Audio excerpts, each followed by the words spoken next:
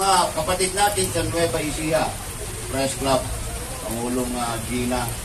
Talagang sa pangalawang pagkakataon ng ating selebrasyon ay kasama natin ang mga taga Nueva Ecija Press Club. Malapit na pala yung inyong anniversary. September 20 ba?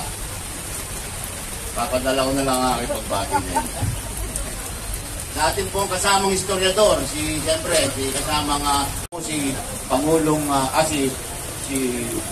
si Del Pilar, hindi po magbubuo ang ating pagiging mga bayan. Yun po ang gusto kong, kaya nga po ngayon sa mga nilalakad na serye ng mga seminar ng PT Pomps, meron na po tayo ngayon pong September 19 po dito sa Bayview Hotel, yung National Capital Region Media Seminar.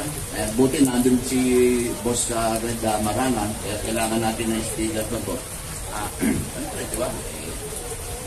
Kasama po sa ating itinataguyod dito, yun po ang huwag na tayo maghanap ng mga dayuhang ehemplo sa ating pagsusulat. Diba? Huwag na tayong umasa sa CNN, sa Reuters, na nakaaway ko pa. Diba? Ay, inaway ko Reuters. Mali ang mga pinagsasasabi sa mga Pilipino.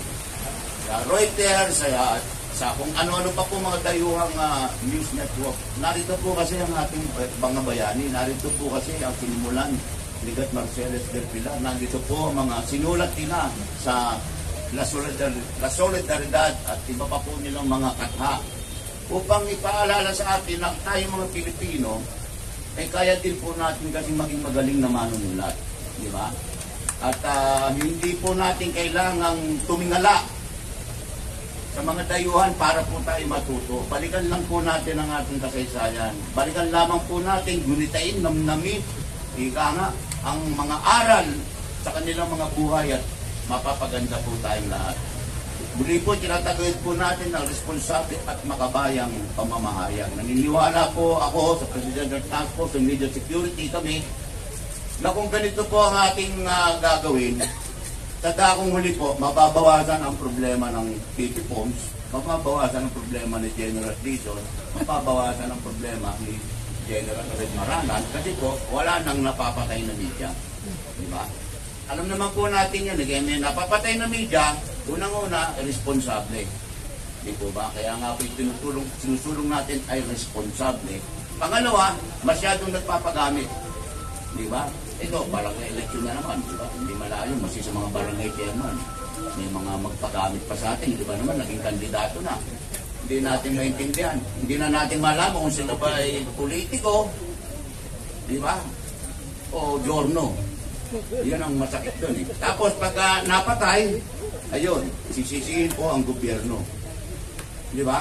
Yun po kasi ang malungkot na katotohanan, ma'am.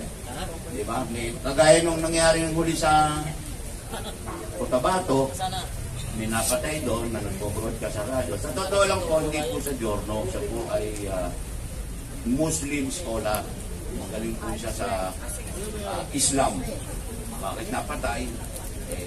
Inaalam pa po ng ating mga otoridad. Pero ganyan po lagi ang nangyayari.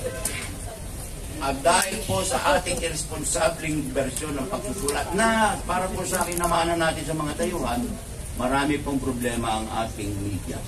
So, hindi ko na po pakakahabaan. Nag-impronto na lang po dito. Impromptu. Sorry. Salamat po sa inyong pagdalo. Magandang araw po sa akin. Maraming salamat.